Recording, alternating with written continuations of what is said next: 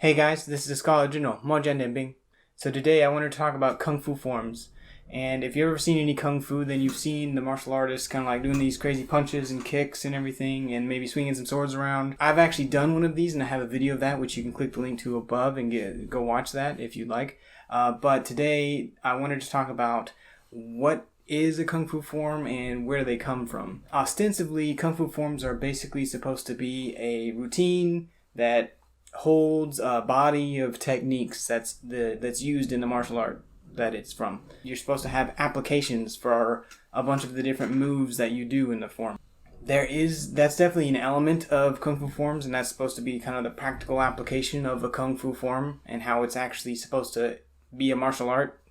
But it's way more complicated than that, and actually these Kung Fu forms, or Tàolù in Chinese, are actually connected to theater, like theatrical performance, as well as religion. Now, on the surface, that sounds kind of out there, but it's definitely, it's a strong documented connection. I think that the connection of Tàolù to performance is fairly obvious, because you're doing a routine that's very showy. As far back as the Tang Dynasty, we have references to sword dances, or jianwu, and we don't know if these were actually like modern Taolu, because we don't know if they had any, practical applications that were supposed to be associated with them. It was basically, could have just been a dance with a sword. And but later on, during the Yuan Dynasty, we kind of saw the explosion of Chinese opera. And Chinese opera is not like Western opera. In Western opera, the main focus of the art is basically singing. And it's like a highly specialized, highly complex form of singing. And singing is definitely an element of Chinese opera, but Chinese opera is quite a bit different. It's very kind of vernacular art. In China, when you think of the opera, it's actually more like a circus troupe, because you have this group of people that go around. They do singing, but they also do acrobatics, and they do martial arts performances in the operas. So the operas have a lot of fight scenes and just a bunch of other stuff like that. And many martial artists in the Ming and Qing dynasties, and even earlier, would make their living actually by performing opera and being a traveling acting troupe, basically. So that's quite a bit different than Western opera, and it shows this clear connection from the Tàolù to theatrical performance.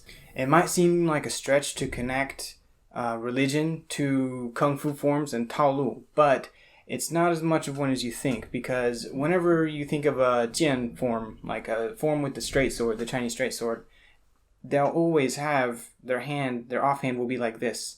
And people will say that maybe you strike with these fingers like this and all this other stuff, but the fact is that it's most likely connected to Taoist, like, folk religion. That's just the surface. So if you go even deeper, you have metaphysical notions like qi and qigong and all this other stuff that I'm not going to get into today. So now we get to the great mystery of Tàolù, which is, where do these things come from? Like, they're pervasive across like all Kung Fu systems. Even Chinese wrestling, or Shuaijiao, has their own forms. But we don't know when this started exactly.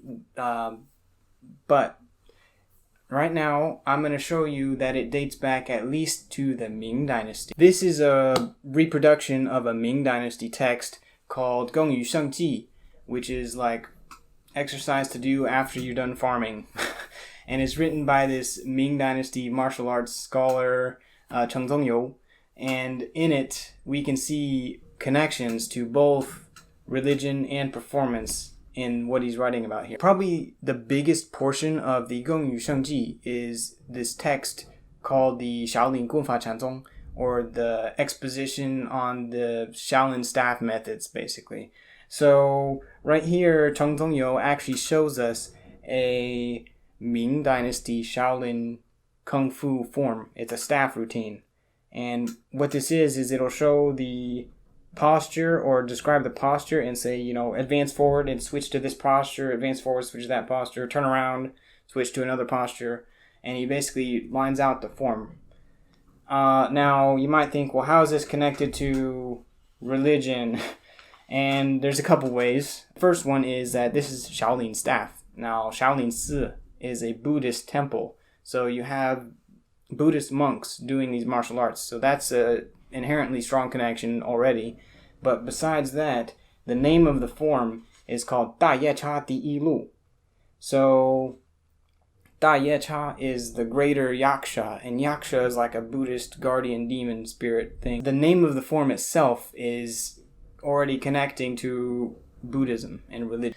So if we look at the stances or postures in the Shaolin Gunfa Chanzong, we can also see these connections. They're still present. Now, right here on the right, in this stance, this is called the 吕布道托己式, which means 吕布, drops down and pulls back his halberd, basically.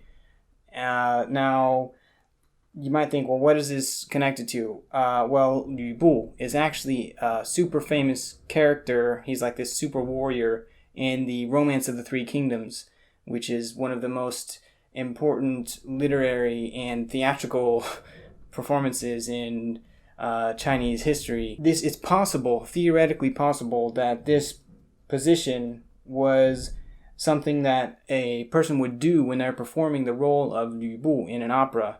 Now, that's not knowable. I can't verify that, but the fact that it's called 吕布道托己式 and it's associated with this character already speaks to the connections that we have between theater and Taolu.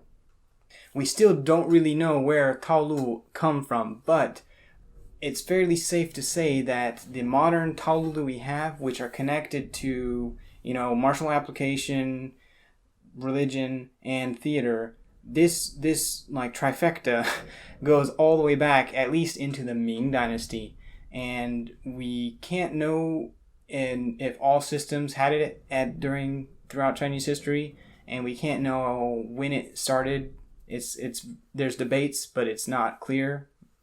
But the main thing is that at least starting in the Ming and coming to today, this is where our modern Kung Fu forms come from. Thanks everybody for watching. If you want to learn more, you can always check the description down below because I leave my sources there, so you can do some extra reading or maybe watch a couple other videos on the topic or something. But please subscribe and stay sharp.